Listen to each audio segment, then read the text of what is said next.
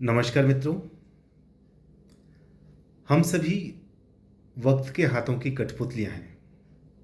वक्त यानी समय यानी काल। समय हमारे जीवन की सबसे इम्पोर्टेंट डायमेंशन है, सबसे महत्वपूर्ण विमा है। मेरी आज की कविता समय की गति के बारे में है। जब हम खुश होते हैं तो समय पंख लगा के तेजी से उड़ जाता है, लेकिन जब हम दुखी होते हैं तो समय काटे नहीं करता। ये समय की गति का एक पक्ष है जिसको हमने अपने दैनिक जीवन में अनुभव किया है। समय की गति का दूसरा पक्ष वैज्ञानिक है। महान वैज्ञानिक आइंस्टीन ने कहा कि समय निरपेक्ष नहीं है, बल्कि समय सापेक्ष है। Time is not absolute, time is relative.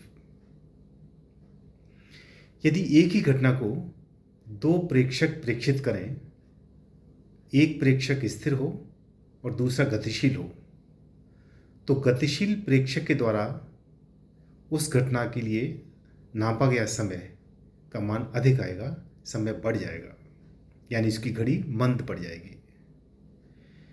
इसको हम समय का विस्फारण या टाइम डायलेशन कहते हैं। इस टाइम डायलेशन का एक महत्वपूर्ण संदर्भ, एक महत्वपूर्ण कथा हमारे विष्णु पुराण में भी आती है, जिसको मैं आगे पेश करूंगा। कविता पेश कर रहा हूं।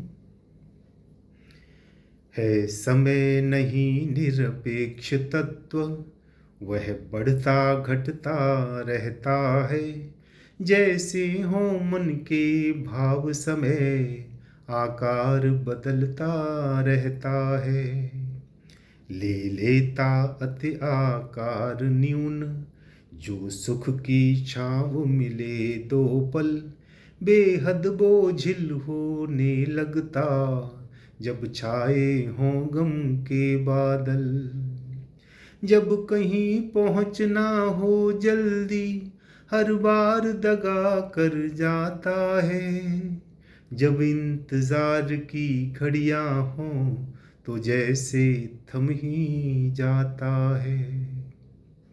जब दर्द पुराने याद आए, स्थिर होने लगती घड़ियाँ।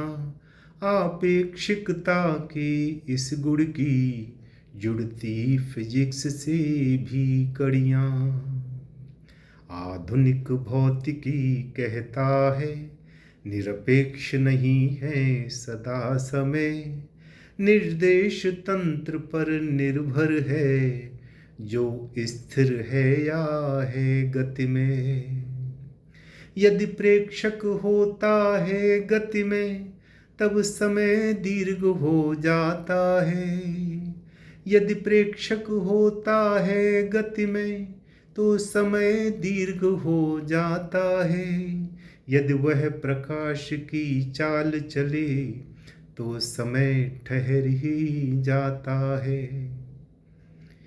यदि ऑब्जर्वर की स्पीड स्पीड ऑफ लाइट के बराबर हो जाए, तो समय ठहर जाएगा, घड़ी बंद हो जाएगी, समय आगे बढ़ना बंद हो जाएगा। अब ये किस प्रकार होता है, आइंस्टीन की थ्योरी के कुछ मूल तत्व में बता रहा हूँ। आकाश काल की संरचना वक्रता एक दर्शाती है। इस वक्रीय पथ पर समय चक्र की चाल मंद हो जाती है।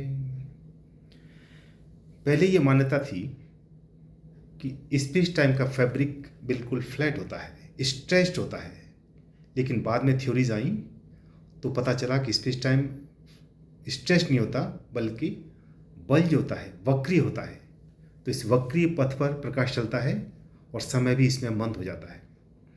अब आपेक्षिकता का एक मूल तत्व और है कि प्रकाश की चाल, प्रकाश की स्पीड हमेशा कांस्टेंट होनी चाहिए।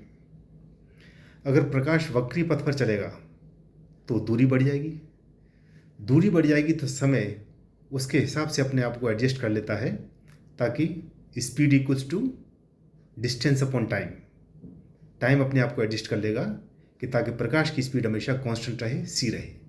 ये आपेक्षिकता का एक मूल तत्व है। आकाश काल की संरचना वक्रता एक दर्शाती है। इस वक्रीय पथ पर समय चक्र की चाल मंद हो जाती है।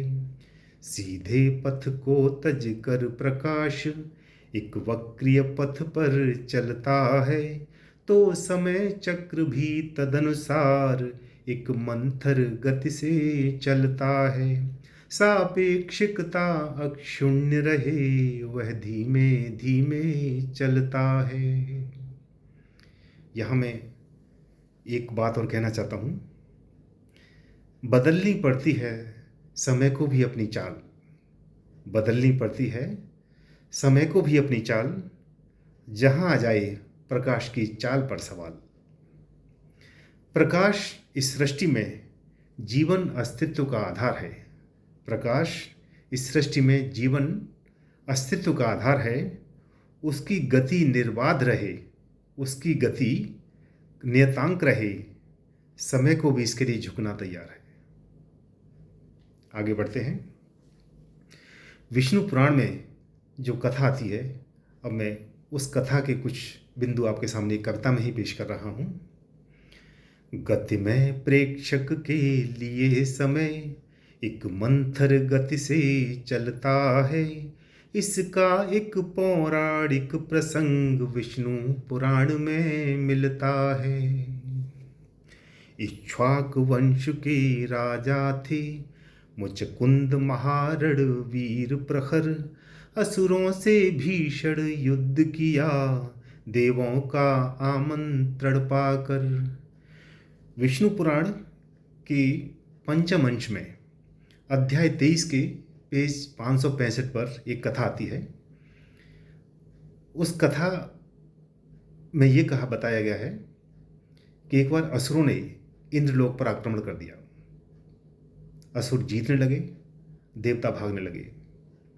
तो इंद्र ने इक्ष्वाकु वंश के महापराक्रमी राजा मुचकंद का आह्वान किया कि आप आइए और हमारी मदद कीजिए। राजा मुचकंद ने इस प्रार्थना को स्वीकार किया। उन्होंने युद्ध किया, असुरों को हराया। और जब वो पृथ्वी पर लौटने के लिए उद्यत हुए, जब वो जाने की उनकी बारी आई, तो देखिए क्या हुआ। करके परास्त जब असुरों को पृथ्वी की ओर प्रशस्त हुए। जो इंद्रदेव ने कहा उन्हें सुनकर पीड़ा से पस्त हुए। करके परास्त जब असुरों को पृथ्वी की ओर प्रशस्त हुए।